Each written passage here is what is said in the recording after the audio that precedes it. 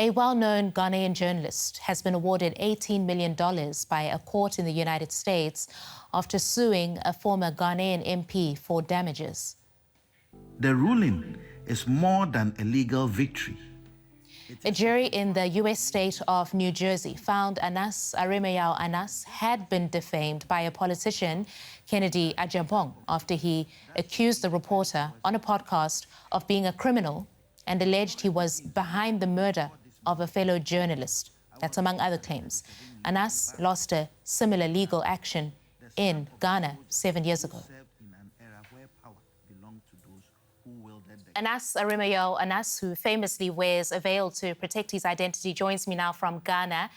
Good to have you on the program, Anas. You won this defamation case in the US after failing in Ghana. Just tell us more about how you were able to take your legal fight to the United States. Well, thank you so much. The crime of defamation itself was done in the U.S., that's the Essex County. The defendant in this case defamed me in Essex County, which gives me the jurisdiction. Also, what the courts would normally look at will be minimum contact. And in this case, the defendant has some houses within the Essex County. So it gave me the opportunity to have my time with him in the U.S. courts. This has been a long road to justice for you. Why were you able to win the case in the US and not at home in Ghana? Well, I had done a couple of investigations in Ghana. I had done the judicial scandal, and this judicial scandal story hit on many judges, 34 judges on over 100 judicial staff. So I became a persona non grata to some of the judges. I must admit that not all judges were bad towards me. There are many other judges that I learn from every day. There are many people I consult when it comes to doing this work. But there was also a pool of other judges who really didn't like the work I did. So when I filed the case in Ghana, it was shocking that the judge in this case actually went further to find me a criminal and then also called me a journalistic terrorist. So I decided to go forward to the Supreme Court and to ensure that I get my pound of flesh. Unfortunately, at the Supreme Court, there was a decision of 3-1, which didn't allow me to have my certiorari go through. Then I realized that I need to find a fair opportunity. I need a good forum where nobody will look at you because you're a politician, where fairness would reign, where everybody is equal before the law. And this is what took me to the United States.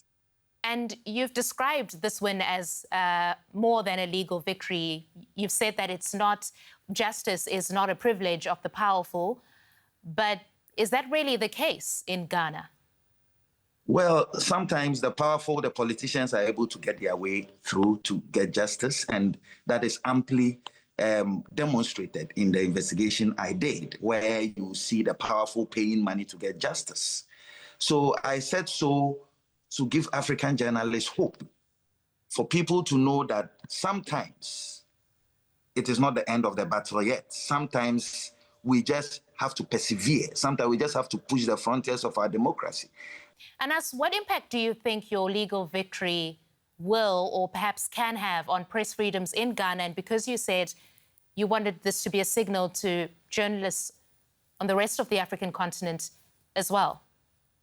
Well, I think that the signal is pretty clear to many African journalists now, because people are going to feel that there is some level of transparency in other jurisdictions, and a strong signal to the politicians that you may decide to take us on right here, but we also would have our day in court. Especially to my colleagues around the African continent. I know many of them in the Sahel region are facing similar problems. It is good for that signal to go out there for people to know that we may be down, but we are not out. And so politicians will not be able to have their day every day. Also, a strong signal to the corrupt within society that You can decide to steal and steal on our continent, but just that one day we will be able to get you and we'll be able to have our day in court.